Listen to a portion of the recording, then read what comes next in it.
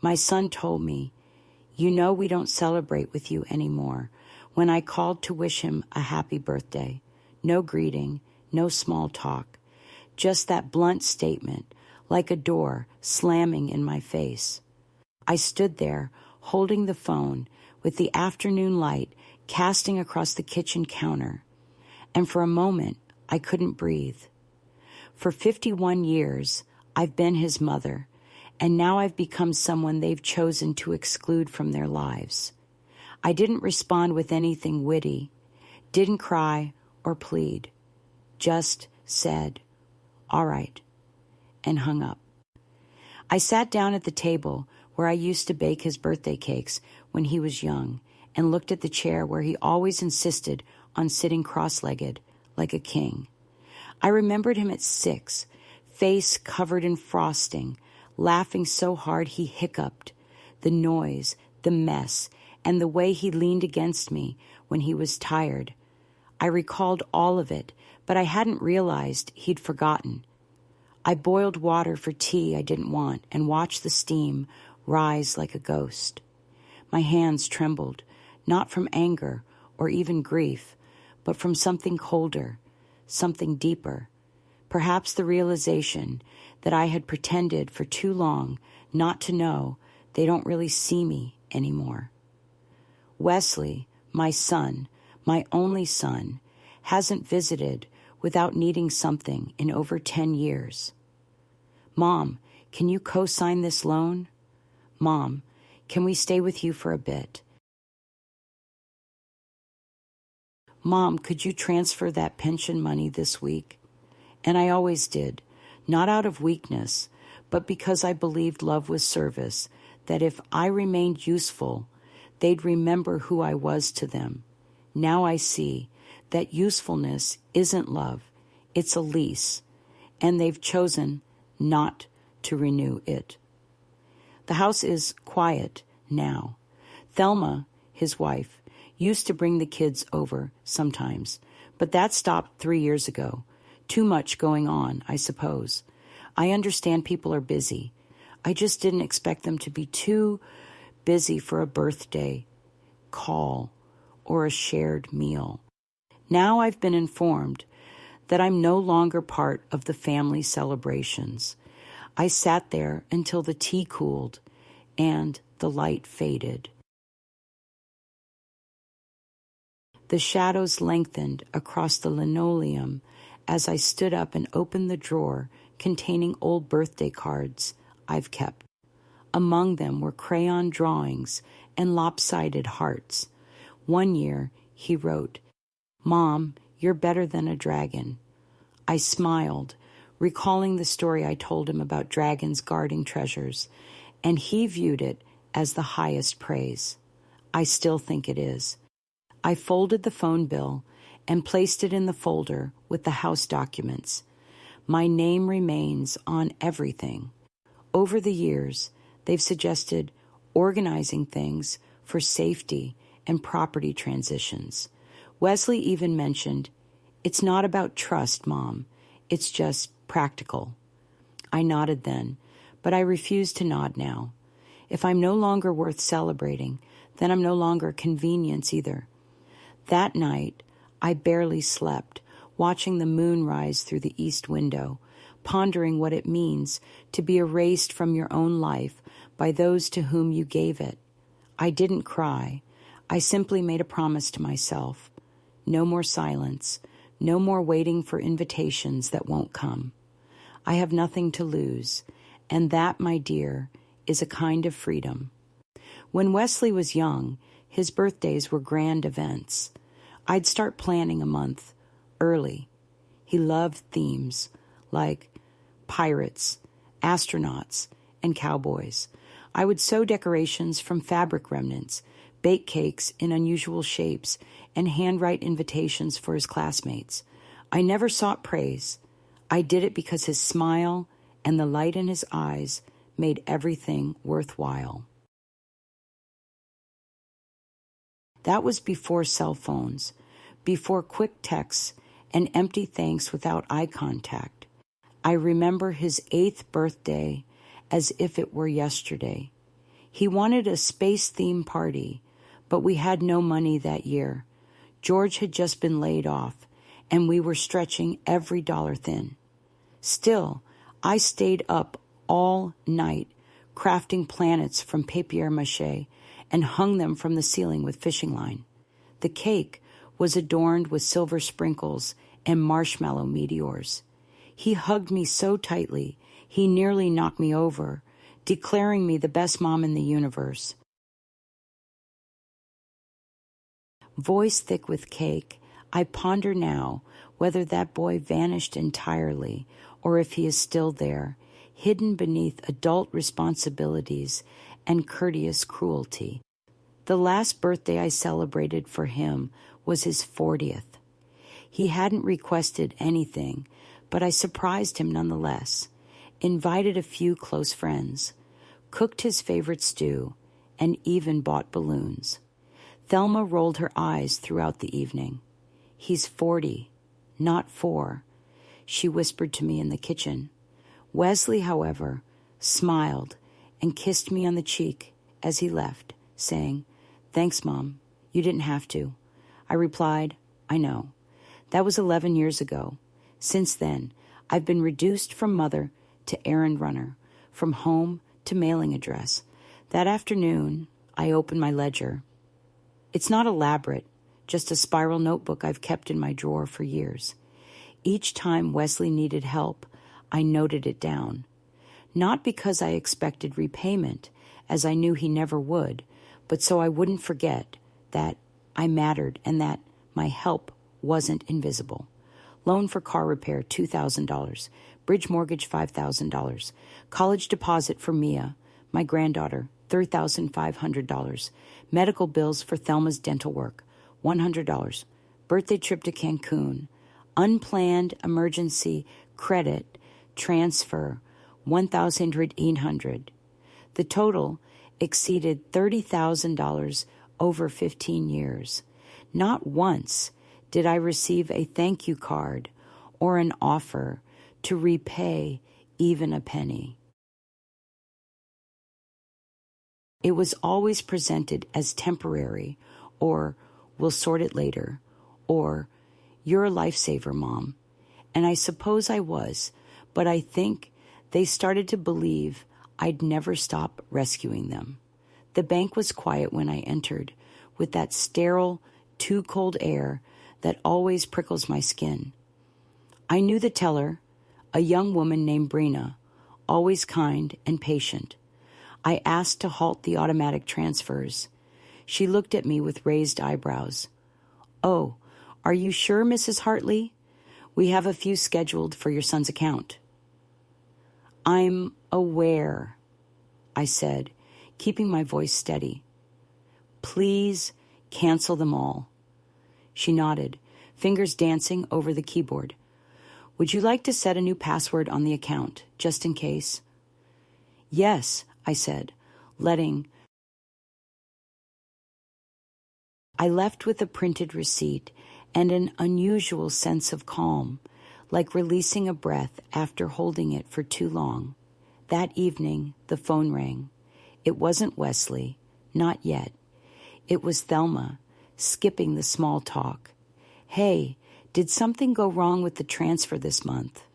Wes said, "Nothing came through." "No, nothing went wrong," I replied, pausing briefly. "Oh, okay. We just weren't sure. Things have been tight." "I'm sure they have," I responded, "but I've decided to stop supporting grown adults financially." There was another heavier pause. "Is this about the birthday?" "No," I lied. "This is about setting boundaries." "You're being overdramatic," she muttered. "You know we value everything you do." "You value my money, not my presence," I said, hanging up before she could twist it further. Afterward, I stood by the window, watching the porch light flicker. A moth clumsily bumped against the glass. Across the street, the Wilkins family was having dinner. Laughter flowed from their windows like warmth. I once thought my family was like that. I used to believe my love could keep us united, but some things fall apart because no one else is holding on. The next morning, I opened the kitchen drawer and took out the folder labeled Property and Essentials. I hadn't touched it in a long time, not since George passed. It contained the house deed, insurance policies, George's will, and some notes I jotted in the margins of old legal documents. The kids had started casually suggesting that I consider signing the house over. For your peace of mind, Mom, Wesley had mentioned one Thanksgiving. It'll be easier to manage in the future. Thelma's approach was more direct. You're one fall away from needing round-the-clock care, she remarked while wiping her hands on my dish towel. Selling now means you could move into a proper place with help. Those new senior condos wouldn't be a bad option. I smiled and said I'd consider it, but internally, something tightened. I've lived in this home for 42 years. It's where I brought my son from the hospital and where I cared for George in his final months. Every part of it is familiar to me. The chip in the tile by the fridge from when I dropped a casserole the day I learned George's cancer had returned, and the scratch on the living room floor, made by Wesley, dragging his science fair volcano too quickly across the hardwood. This house holds memories my family has forgotten. I placed the folder on the table, sat down with a pen, and wrote a note to no one in particular. This house is not negotiable. Not now, not ever. I folded the note, slipped it inside the deed, and then called my lawyer, Andrew Morrison, who has been our family attorney for over 20 years. He assisted with George's will and my living trust setup. He's about Reed's age, maybe younger, but smart, quiet, and respectful. When I said I needed an appointment, he simply replied, "Tomorrow morning, 10 a.m. I slept better that night than I had in months. The following day, I wore my navy cardigan with pearl buttons and walked 3 blocks to Andrew's office. He welcomed me with a firm handshake and a warm smile. "What can I do for you, Mrs. Hartley?" he asked. I sat down, bag on my lap, and said, "I want to adjust my trust and ensure no one can touch this house while I'm alive." His expression remained unchanged. No raised eyebrows, no condescending tone, just a nod and a quick flick of his pen. "I can arrange that with a life estate clause. You'll have full control until your passing. Then the property will transfer according to your wishes." "I'd like to alter those wishes," I said. "The current beneficiaries need to be updated." "Understood," he replied. "Who would you like to designate?" I paused, thinking of Reed's face, particularly how he looked at me last Christmas when I recounted George's fishing trip, the way he listens, the way he truly sees me. "My grandson," I said. "Reed gets the house." Andrew took notes. "And the accounts," I added. "I don't want anyone else accessing them without my written consent." "Done," he confirmed. "And Andrew?" "Yes? If anyone in my family attempts to contest this, remind them that I wasn't dead when they stopped treating me like I was alive." He simply nodded without blinking. As I left the office, the air was filled with the crisp scent of fall, tinged with burning leaves. I walked past a bakery and bought a small cherry tart, something I hadn't had in years. I used to make them for George when we first married. He'd eat 2 at a time, always complaining about the seeds but never leaving a crumb. I sat on a bench outside and ate it slowly, focusing only on the taste. That evening, Wesley called. "Mom, we need to talk." "I bet you do," I thought. His voice was tight and controlled, the kind of tone people use when they're trying not to shout, but are already shouting in their heads. I heard from the bank, Wesley said, and from Andrew. Of course he had. I see, I replied, folding laundry at the kitchen table. A towel, 2 pillowcases, a cardigan I had once meant to give to Thelma, which I now thought I might keep. You halted the transfers and altered the trust without even discussing it with us. I corrected him, saying there's no us regarding my legal rights. He exhaled sharply. Mom, this is absurd. No, I replied. It's long overdue. There was a pause. I imagined him sitting at their immaculate dining table, the one I helped them buy after the flood destroyed their old one. I could almost hear Thelma in the background, whispering like a scripted serpent, "Tell her it's for her safety. Tell her she's confused. Tell her she needs help managing things." Wesley came back on the line. "I just don't understand what's happening with you lately." "You don't?" I asked, neatly folding the last towel. "No," he snapped. "You're acting like a stranger." A short laugh escaped me before I could stop it. "Wesley, I've been a stranger to you for years.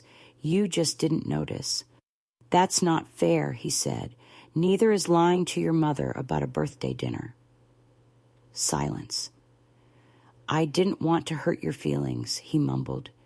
"No, you didn't want me there. Say it." More silence then. It was a dinner for friends, not meant to be formal. I let the words linger. They sounded insignificant, even to him, I think. "Well," I said, smoothing the laundry pile, "now you've got your wish. I won't be at your dining tables, and I won't be in your checkbooks either." "Jesus, Mom. I'm not angry, Wesley," I said quietly. "I'm tired." He said nothing more, and the silence remained. Eventually, he hung up. I didn't cry, not even a little, which surprised me. Instead, I made myself a cup of chamomile tea and sat on the porch. The air smelled of wet leaves, and somewhere down the street, a dog barked. The world seemed remarkably unchanged, even though something significant had shifted inside me. I watched a single brown leaf detach from the elm tree, spiraling to the ground in a graceful, quiet, final descent. The next morning, my doorbell rang. It was Mia, my granddaughter, 23, fresh from a semester abroad in Spain, wearing a coat probably costing more than my monthly pension. She had her mother's sharp jaw and her father's eyes, though hers were softer, less burdened. "Grandma," she said, her voice tight with irritation, "Dad's really upset." "I'm sure he is," I replied. "Would you like some tea?" She stepped inside without responding. In the kitchen, I poured 2 cups. She sat across from me, arms crossed. "Why are you doing this?" she asked. "Doing what?" "Cutting everyone off, freezing money, changing documents." "I'm reclaiming space," I said. Her eyes narrowed. "That sounds like something from my sociology class." "It's something from my life," I replied calmly. "I've been the backup plan for too long." She frowned. "You wanted to help." "I did, and I wasn't wrong to help, but I was mistaken to think it earned me kindness or respect." She tapped her nails against the mug. "So that's it? You're done?" "No," I said. "I'm just starting." She scoffed, but it felt more like youthful confusion than cruelty. "So you'll just sit here alone and feel proud?" "No," I said. "I'll sit here and feel free." She stood up, brushing off imaginary lint from her sleeves. "You're being selfish." "I've been selfless for 50 years. I said. Maybe it's time. She left without another word. No hug, no goodbye, just the soft slam of the screen door behind her. I didn't chase after her, didn't apologize. I just finished my tea, warm and quiet in my own kitchen. That afternoon, I took a walk, nothing long, just around the block, slow and steady, my cane tapping a rhythm on the pavement. The trees clung to their last colors of burnt gold and stubborn red. I paused outside the old Lambert house, now owned by a couple with 3 loud little boys. Their laughter spilled through the windows, high and sharp like the calls of summer birds. I used to think noise meant chaos. Now I think it means life. Back home, I sat by the window with a notebook and a cup of weak coffee. I hadn't written much in years, just grocery lists and names of pills, but now my pen moved without hesitation. I started the letter with his name and didn't stop writing for 10 minutes. I told him not everything, not the details about whether it was the bank or the trust, he'd learn soon enough, but I shared what truly mattered. That I loved him, recognized his kindness, and trusted him with more than just my secrets, with my memories, my value, and my story. After finishing, I folded the paper and slipped it into an envelope without writing his address. I planned to give it to him when the time was right. Just as I got up to pour more coffee, the phone rang. I expected it to be Wesley or Thelma, but it was Reed. "Hi, Grandma," he said, his voice still carrying that gentle hesitance he'd had since childhood, hesitant to say too much too soon. "Hi, sweetheart. I talked to Dad." Of course he had. "He's mad," Reed said. "I imagine he said you're shutting everyone out of your life." I smiled. "No, just those who only come for what they can take." He didn't laugh and remained silent. "I don't want to be one of those." I felt a weight lift from my chest. "You never were," I assured him. He sighed. "Do you want me to come over?" "Yes," I replied, "but not to talk about your father, just to have tea, just to sit. I'll be there in 20. When Reed arrived, he brought a paper bag from the corner bakery and his old college hoodie, which made him look 12 again. We didn't speak much, initially, just tea, cinnamon buns, and the ticking of the kitchen clock. Then he said, "You're not wrong, about how they treat you." I didn't respond. I didn't need to. They talk as if you're a burden, as if helping you is some kind of tax they must pay. I blinked. "You listen closely." He shrugged. "It's hard not to when I care." I placed my hand over his. "You're the only one who's ever asked me how I feel without wanting something in return." He looked away, embarrassed. "You deserve better than them," he said softly. "I deserve better than I've allowed," I corrected, "but that changes now." He didn't argue. He simply nodded and left. Before he departed, I handed him the letter. "Don't open it yet, but keep it," I instructed. He held it gently, as though it was something fragile. "I will," he said. Once the door closed behind him, the silence felt lighter. The next morning it rained. A slow, steady drizzle that blurred the world outside.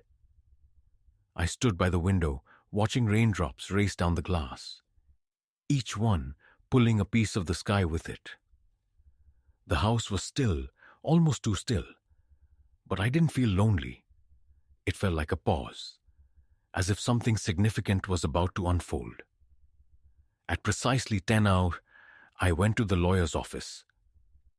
Andrew was already there, with papers neatly arranged on his desk and a shining pen placed meticulously on top. We can formalize everything today, he said. You'll have life estate rights, and the property will go to Reed after your passing, non-contestable. The accounts will require only your signature for authorization. Good, I replied. Would you like to inform your son directly? I looked at him and said, no, I believe the silence will speak more loudly. He nodded and handed me the documents. I signed without hesitation, not out of anger, as that had faded, but because it was time. I had spent too long living according to someone else's plans. Now, both feet were firmly planted under my own roof. When I returned home, I placed the signed copies in the fireproof box beneath my bed. Alongside them, I tucked a short letter to myself. You've done what they never expected. You chose yourself. That's not betrayal. It's survival. The doorbell rang mid-afternoon. For a moment, I thought Reed might have returned, but when I opened the door, I saw Thelma. Her umbrella was dripping on the porch, and she was already frowning. Can we talk? She asked. I stepped aside. Come in. She didn't remove her coat or sit down. She just stood near the kitchen doorway, as if fearing the house might trap her. I heard about the trust, she said, from Wesley. I imagine he's having a tough week. She scoffed. You're being unreasonable. I'm being clear, I replied. Cutting us out of everything, she accused. I didn't cut.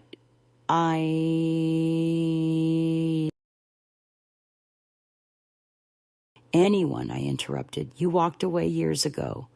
She crossed her arms. You're overreacting about the birthday dinner. Don't, I said quietly. Don't act like it was an accident. You and Wesley lied, excluded me, and I'm finished pretending it didn't happen. I was trying to protect the evening, she said. It wasn't the right time to include the woman who raised your husband, helped pay your dental bills, and looked after your kids when you were busy. Her face reddened. This isn't about money. No, I replied. It's about value, and I finally understood mine. She glanced around the kitchen as if the faded curtains or scratched countertops could bolster her argument. I just don't understand why you're doing this now, she said, her voice thinner. Because I finally remembered who I am. Thelma shook her head. Wesley won't let this go.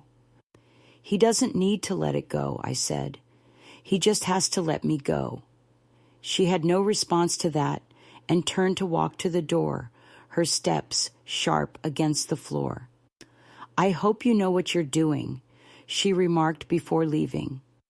I do, I replied, for the first time in a long time. When the door shut, I exhaled. The kitchen was still warm, with the scent of morning toast. I poured myself a fresh cup of coffee, black and strong, just the way I like it, without any sugar. Later that evening, I retrieved the box of old photos from the top shelf of the hall closet. The cardboard was worn thin at the edges, the tape yellowed and curling. I carried it cautiously to the table and opened it, as though it held something fragile. And in a sense, it did. My entire life, captured in photographs. There was George in the garden, sleeves rolled up, dirt on his cheeks, and a grin so genuine it made my chest ache. That summer, he had built the trellis out back, saying the roses deserved something sturdy to climb on. There was Wesley, age 5, covered in chocolate and shame after sneaking cake before dinner. His eyes were wide with guilt, but laughing, and there I was in the background, holding the spatula and pretending not to notice. Back then the lies were harmless. I arranged the photos in rows, like evidence in a trial, only I could oversee.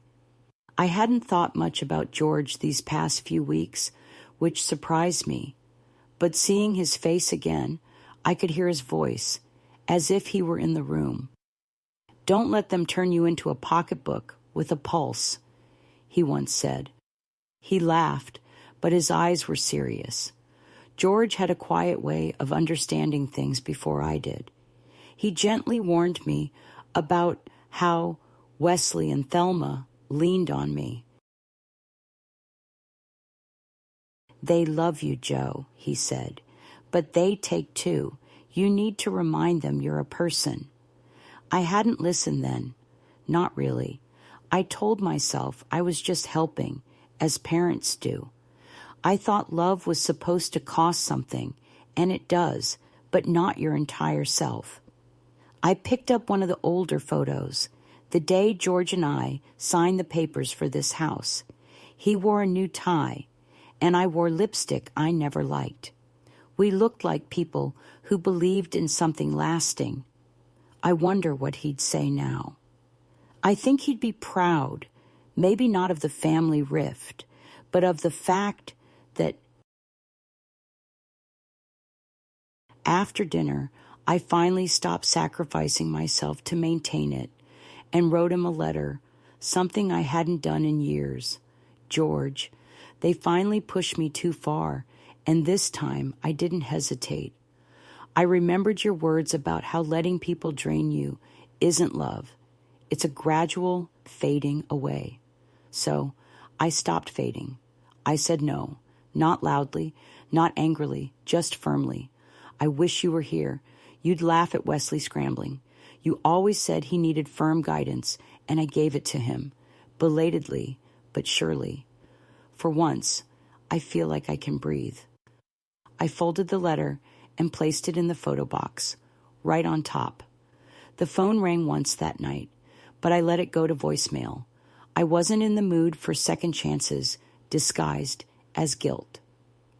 Instead, I lit a candle on the windowsill, something I used to do when George was away for work, not to signal anything, but to remind myself that the light was mine to keep. It was just after noon when I saw them. The neighbors across the street, the Wilkins. I'd known them since their youngest was in diapers, and now he was tall, awkward, mowing the lawn with one headphone in. They seemed to be having a casual Saturday lunch with mismatched plates and laughter drifting through an open window. I sat with my tea, watching, not out of envy, but from a place of calm observation. There was something about their rhythm, their ease with each other. I couldn't remember the last time my home felt like that. I used to blame myself, thinking I hadn't done enough, hadn't been gentle enough, hadn't pushed enough. All these thoughts swirling in the back of my mind like fog. But watching the Wilkins, I saw it clearly. They chose each other repeatedly, and that's what made it work. Not blood, not obligation, but choice. My family had chosen distance. They chose me only when I was useful. That's not family. That's convenience. Later, I swept the back porch, an old habit I'd let go of. The broom felt good in my hands, solid and familiar. I used to do it every Saturday, like clockwork when George was alive. He'd tease. He criticized me for sweeping dust into the wind, yet consistently brought out a chair to keep me company. Halfway through, I spotted something under the bench, an old pair of garden gloves, rigid with age. I picked them up and found a folded note inside, yellowed with time. In George's handwriting, "Joe, don't forget the roots run deep, even when the surface looks dry." I sat on the step with the gloves in my lap, reading the note over a dozen times. He had written it during one of our arguments with Wesley, back when he was still living at home, bitter, restless, and loud. George had slipped the note into my gloves before I went to prune the roses. I had either forgotten or wasn't ready to understand it then. Now I was. The roots run deep. I spent the rest of the afternoon in the garden. The roses were weary and overgrown. I trimmed them carefully, as George had taught me, always at an angle, always with respect. You don't just hack at something that blooms. You shape and guide it. By sunset, I was sore, dirty, and utterly satisfied. I made a simple dinner of eggs and toast and sat by the back window as I ate, watching the last light stretch across the yard. For the first time in months, I laughed, not because anything was amusing, but because I felt light and clear, as if I might be finding myself again. He arrived the next morning, just after 10, without calling first. I saw his car pull up too fast, tires skidding slightly as he parked. Wesley always drove like he was racing against time, even when he had nowhere to be. I didn't open the door immediately, making him ring the bell twice, perhaps out of old habit, or maybe to remind him that this house was no longer a hallway he could walk through uninvited. When I finally opened the door, he was already fuming. "We need to talk," he said. "I assume that's why you're here," I replied. He stepped inside without waiting, as he always did, even as a child, barreling into rooms, as if the air itself owed him space. I didn't offer him coffee or ask how he was. I just sat by the window in my chair, waiting.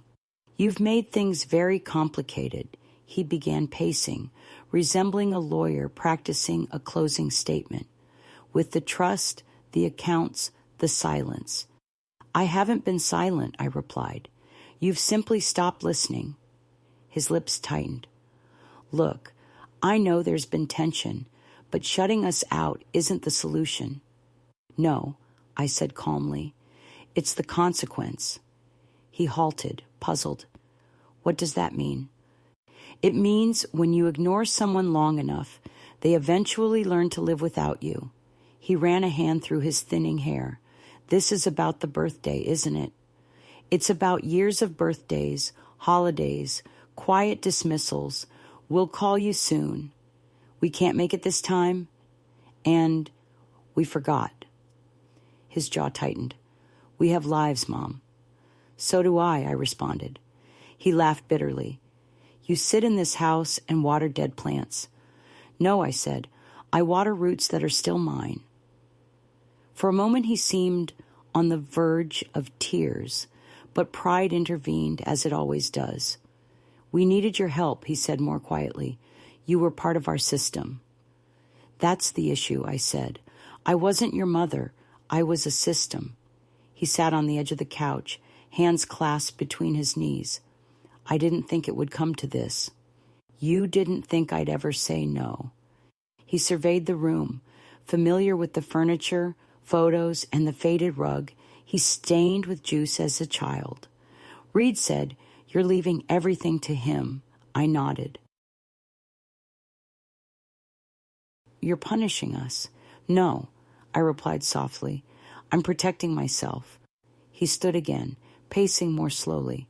"What do you want from me?" "Nothing," I said. "That's the point. I'm done asking." He paused in the middle of the room. "So, that's it?"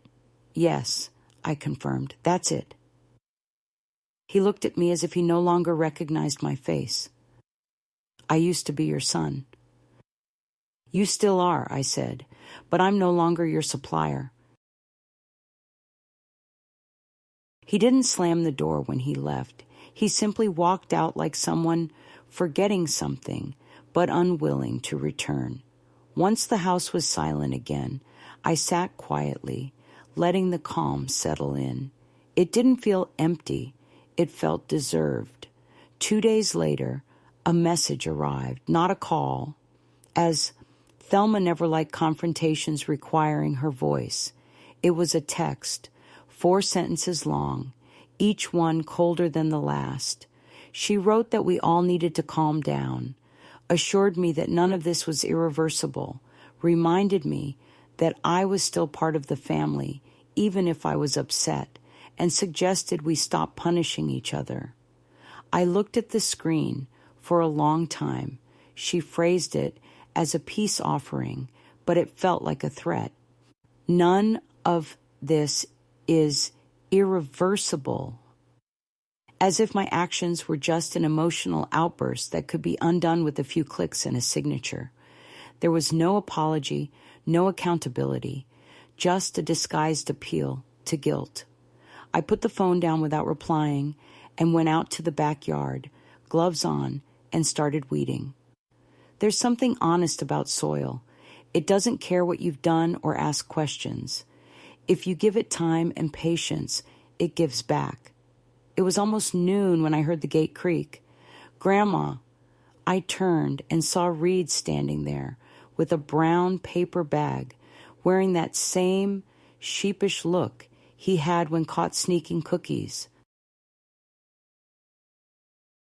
I brought sandwiches, he said, turkey, and one of those sparkling drinks you like. I gestured toward the porch. Come sit. We ate in silence, the sound of wrappers, the breeze through the leaves, and a few crows gossiping overhead. After a while, he leaned back and said, Dad's spiraling. I expected as much. He thinks you're trying to erase him. No, I replied. He erased me. I'm just acknowledging the blank space. Reed winced. That's a tough thing to hear about your own dad. It's tougher to experience it firsthand, I said softly. He nodded, gazing at the horizon. They think you're being influenced. By whom? Me? I chuckled at the notion. You? You haven't even mastered folding fitted sheets. How could you possibly have any control over me? He smiled, but his eyes remained distant. They don't understand this version of you, he remarked. That's fine, I replied. I'm not sure I do either, but I like her. We sat there until the sun disappeared behind the fence, its light illuminating the garden like gold strands in old hair. He helped me bring in the dishes and rinse them without being asked. Before leaving, he turned and said, I read your letter. I paused, and he lowered his gaze. It made me cry, but not in a bad way. I didn't respond with words, just hugged him, indicating he was still my heartbeat amidst everything. When the house grew quiet again, I checked my phone. Still no word from Thelma. Good. She arrived the following morning. Dorothy. We hadn't talked in weeks, not since that coffee outing where she cautioned me, as always, with her head tilted and hand on hip. You're too good to them, Joe. Always have been. She didn't knock, just came through the side gate and tapped twice on the kitchen door. I opened it and said, Took you long enough. She grinned, handing me a bag of warm scones. You sounded different on the phone last week. I figured I'd let you have space to grow. We dined at the table, scones halved, butter soft. She watched me like someone expecting a confession. Well, she said, brushing crumbs off her sweater. You did it. I did, I replied. Cut them off, severed the ties that first wounded me. She raised her eyebrows. And how do you feel, Queen Joan? I smiled, feeling a mix of fear and liberation, like finally removing shoes that weren't mine for 50 years. She nodded. Reclaiming oneself is odd, isn't it? People assume it's loud, but it's as quiet as a breath. We shared a silence only true friends can hold without discomfort. Then she said, I always wondered when you'd stop being their yes woman. I asked, intrigued. Why didn't you say anything? She chuckled. I did, every year since 2009. I laughed. Fair enough. Dorothy was one of the few who understood the full story. How Wesley's demands started small, but became regular, always disguised as emergencies, and how Thelma wielded guilt like thread, stitching herself into my finances and routines, turning birthdays into transactions and holidays into duties. You didn't just say no to them, Dorothy said. You said yes to yourself. That's what people overlook. I nodded, feeling that truth settle warmly within me. Later, after she left, I sat on the porch again. My world had become smaller, yet not emptier, just more defined. Dorothy left a note with the scone bag, neatly folded. Proud of you, woman. Proud like the rain loves the roof it lands on. You're home now. I tucked it into a kitchen drawer beside the garden gloves. That night, I slept dreamlessly. He knocked. I recognized him before even peeking through the window.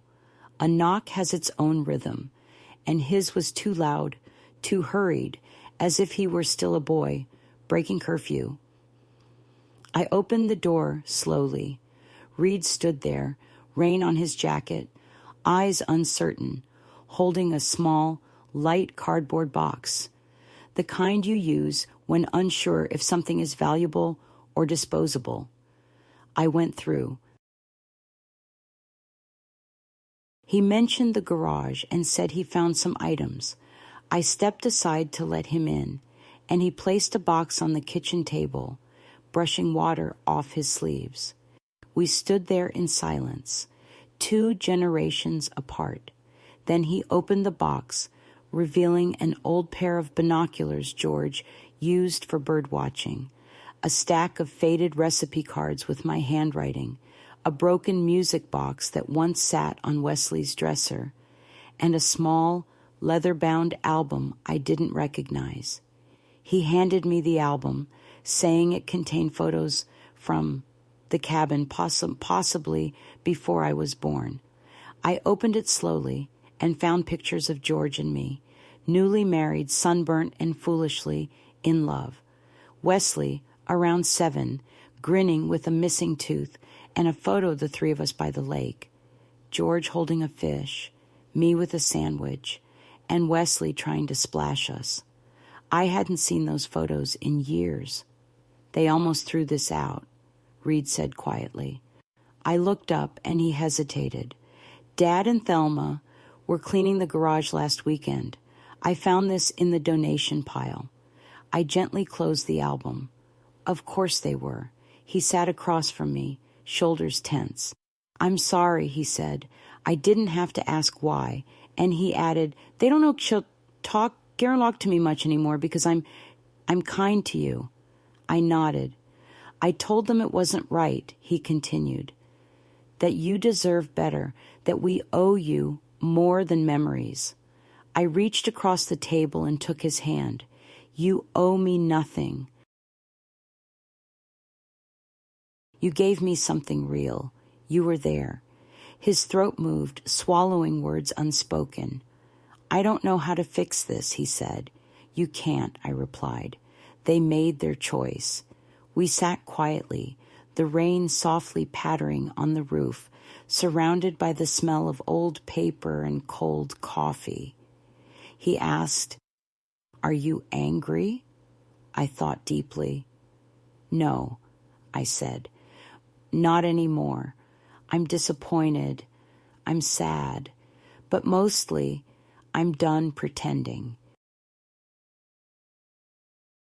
He exhaled as if that granted him approval. Do you think they'll come around? He inquired. They might, but I won't be waiting.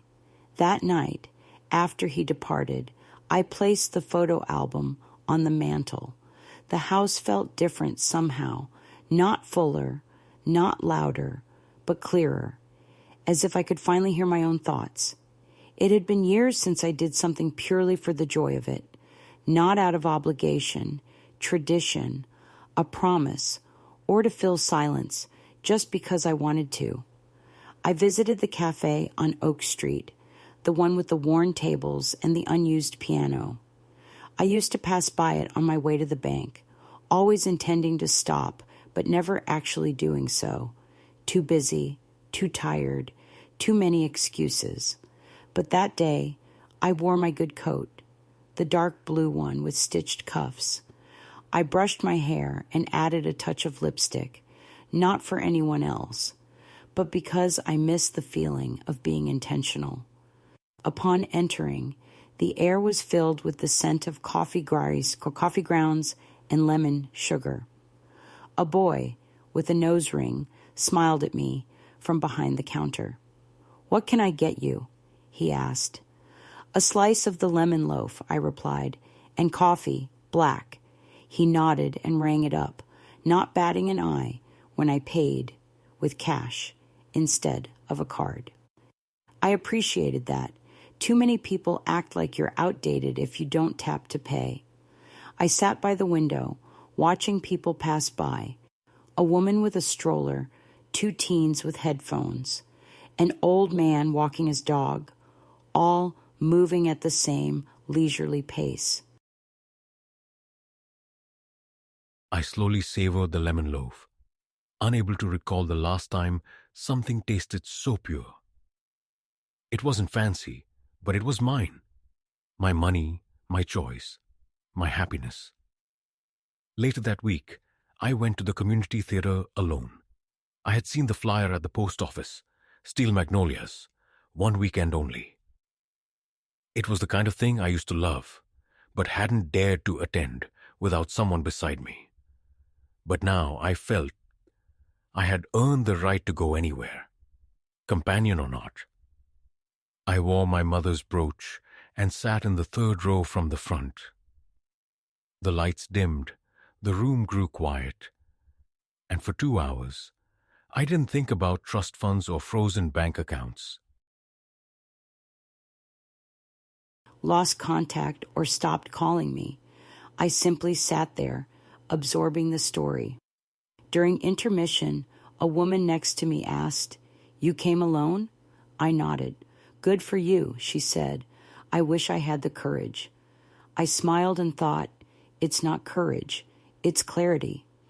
When the show concluded, the cast took their bows, and I stood with the crowd, applauding until my hands ached. I clapped not just for them, but for myself, for attending, for staying, for rediscovering who I am. I walked home in the cool night air, the stars faint yet visible. I took the long route past the bookstore George used to frequent, and the lot where Wesley broke his arm, falling off his bike. So many landmarks of a life I once built for others. Now, I pass them like a traveler, remembering without regret. Once home, I removed my shoes, poured a glass of water, and sat quietly in the dark. No noise, no movement, just me. I realized I wasn't lonely. I was alone. There's a difference, and I had never felt it so clearly. I wrote him a letter, not out of anger or grief, but from a place of completion.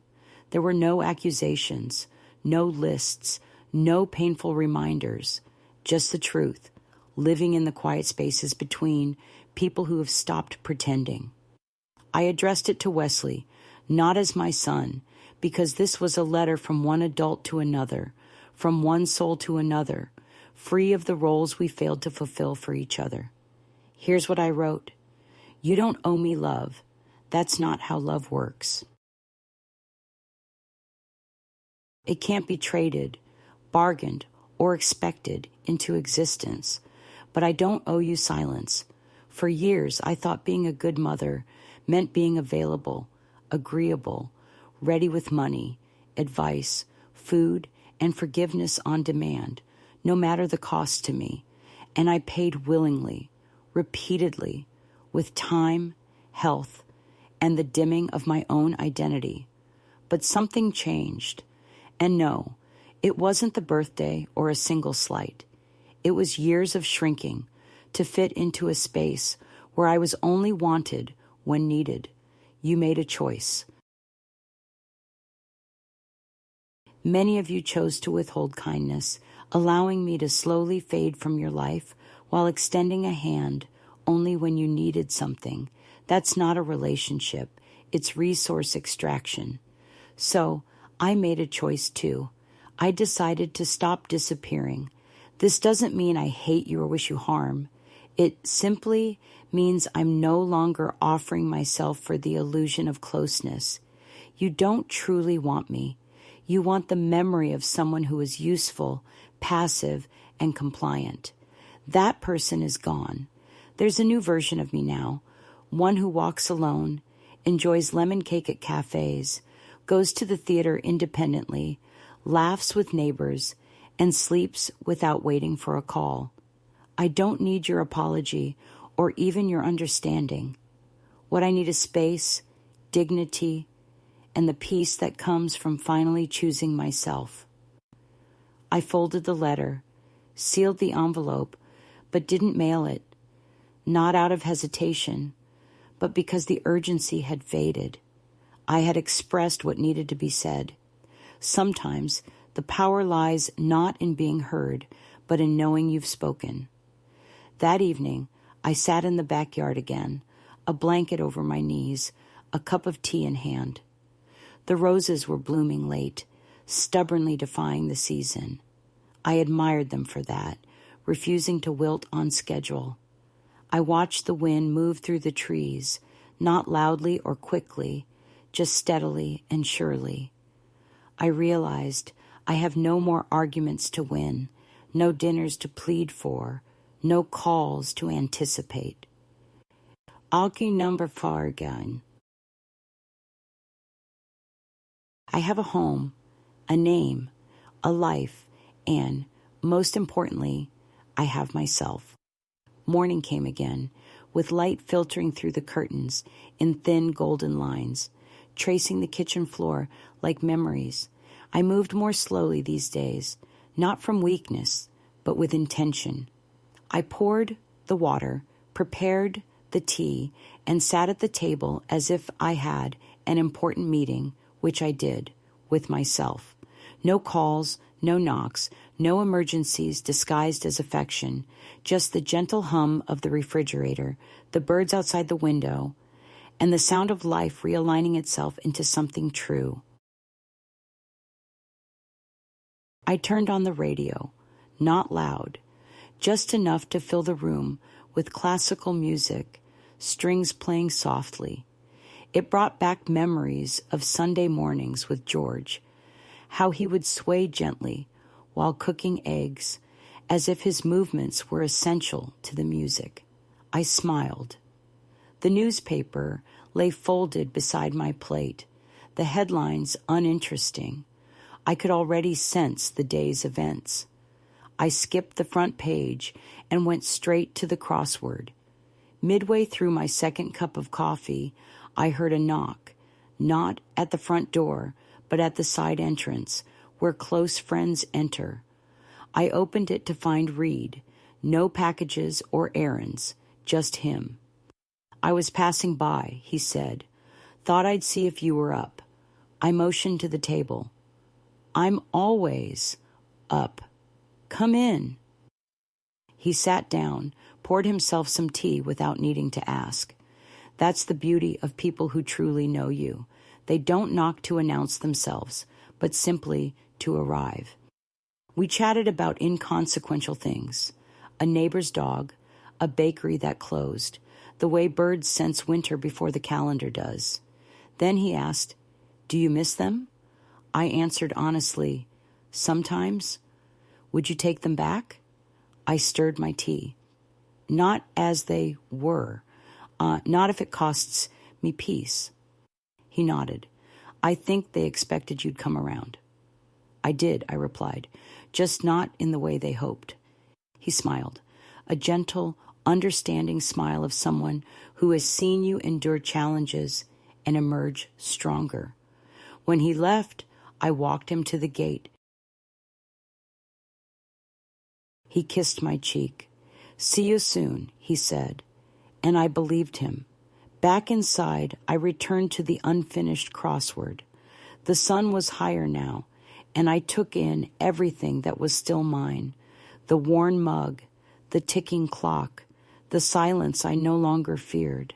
They had closed a door on me. That much was true, but I had opened one for myself.